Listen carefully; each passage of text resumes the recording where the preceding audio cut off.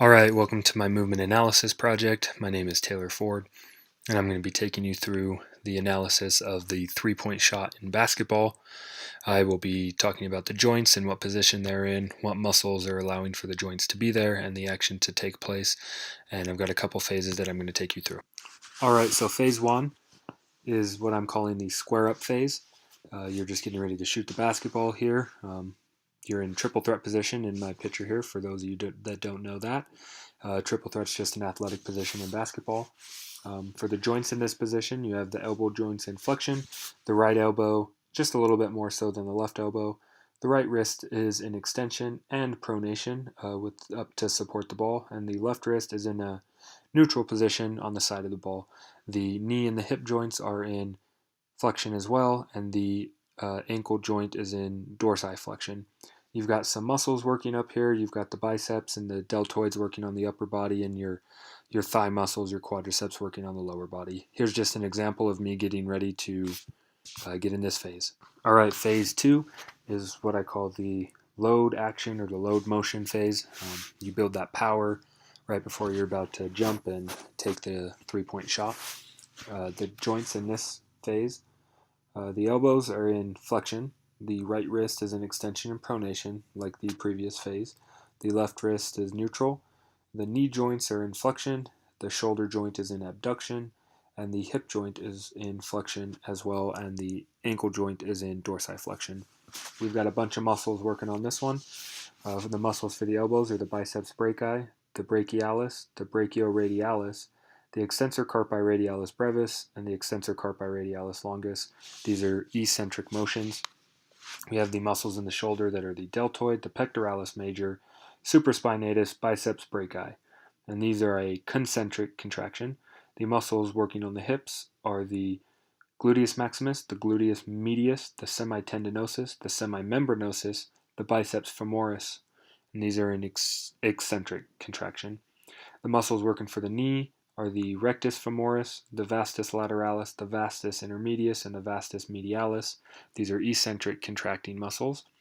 And the ankle, the muscles working on the ankle joint are the gastrocnemius, the soleus, and the tibialis posterior. These are also working eccentrically. So coming up here, I've got a couple examples of this phase.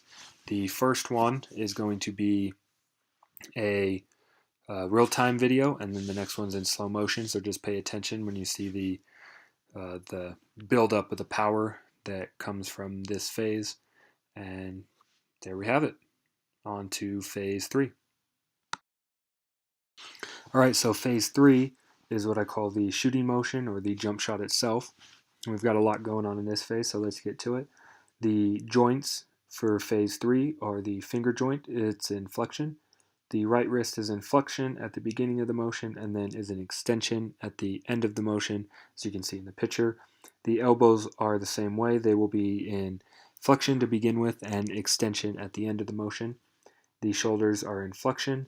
The hip joints are in extension. The knees are in flexion at the beginning and then they'll be in extension at the end of the motion. The ankles begin in dorsiflexion, but they will be in plantar flexion for this motion, as you can see in the picture. The muscles acting on these joints, for the fingers, we have the flexor digitorum profundus and the flexor digitorum superficialis. These are concentric muscles. The muscles in the wrist, for extension, are the flexor carpi radialis, the flexor carpi ulnaris, the palmar longus, the flexor digitorum superficialis, and the flexor digitorum profundus. And these are eccentrically acting muscles. The muscles in the wrist for flexion are the same muscles listed above, but they are now concentrically acting. The muscles in the elbow joint are the biceps brachii, the brachialis, the brachioradialis, the extensor carpi radialis brevis, and the extensor carpi radialis longus. These are concentrically acting muscles. The muscles acting on the shoulder joint are the deltoid, the coracoid brachialis, and the biceps brachii. They are concentrically acting on the shoulder joint. The muscles acting on the hip are the gluteus maximus, the gluteus medius, the semitendinosus, and the semimembranosus, along with the biceps femoris. These are concentrically acting on the joint. The muscles acting on the knee joint are the rectus femoris, the vastus lateralis, vastus intermedius, vastus medialis. These are concentrically acting. And the muscles acting on the ankle are the gastrocnemius, the soleus, and the tibialis posterior, and they're concentrically acting. All right, the fourth phase of our motion is the landing phase. It's the last phase, so let's get on with the joints. The right fingers are in extension. The right wrist is in extension. The left elbow is in flexion. And the right elbow is in extension. The shoulder joints are in extension.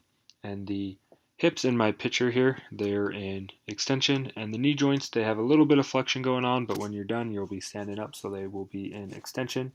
And the ankle joints are going to be in the plantar flexion because they're landing on the ground.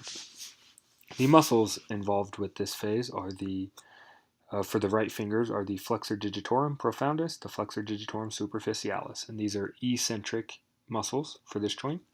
The muscles acting on the right wrist are the flexor carpi radialis, the flexor carpi ulnaris, the palmar longus, and the flexor digitorum superficialis, along with the flexor digitorum profundus, and these are eccentrically acting on the wrist. The muscles in the left elbow are the biceps brachii, the brachialis, the brachioradialis, the extensor carpi radialis brevis, the extensor carpi radialis longus, the flexor carpi radialis, the flexor carpi ulnaris, and the palmar longus, and these are eccentrically acting on the left elbow joint. The right elbow has the triceps brachii muscle, the extensor carpi ulnaria muscle, and the coneus muscle acting eccentrically on it. The muscles in the shoulder joints are the deltoid, the coracobrachialis, and the biceps biseobrachii. These are eccentrically acting on the joint. The muscle in the hips are the gluteus maximus, the gluteus medialis, the semitendinosus, the semimembranosus, the biceps femoris.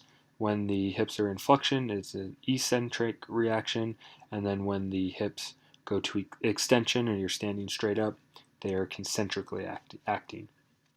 The muscles acting on the knee joint are the rectus femoris, the vastus lateralis, the vastus intermedius, the vastus medialis. These will eccentrically be acting when you're in flexion, and then if you're standing straight up again, they will be concentrically acting. The muscles in the ankles, when you're in dorsiflexion in this phase, is the gastrocnemius, the soleus, and the tibialis posterior, and these are eccentrically acting on the ankle. As you can see here at the end of my video too, I have a fast motion, a real-time one, and then a slow motion one there, so this is the landing phase. Alright, now I'm going to talk about some of the biomechanical principles that are associated with the three-point shot. The first one coming up here that I'm going to talk about is the center of gravity. If you just look at this picture, you see that I'm perfectly balanced. You could stick a pole right down the middle and I'd be evenly balanced. That's very important for sports. So the first one is the center of gravity.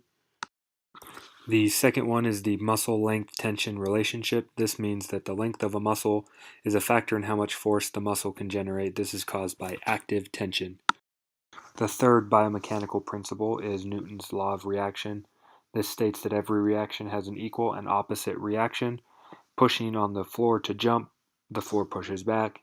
The same when you're landing. When you're landing, you push down on the floor and the floor pushes up. To finish up, I'm going to show you the correct and incorrect form to shoot. For the correct form, you want to be on balance, you want to use your whole body, and you want to hold that follow through, as you can see here in the example, just like that. For the incorrect form, you will be off balance, your legs will flow out, and you'll shoot with both hands. There's many ways to shoot incorrectly, but here's just an example. And that is it. Thanks for watching, and have a nice day.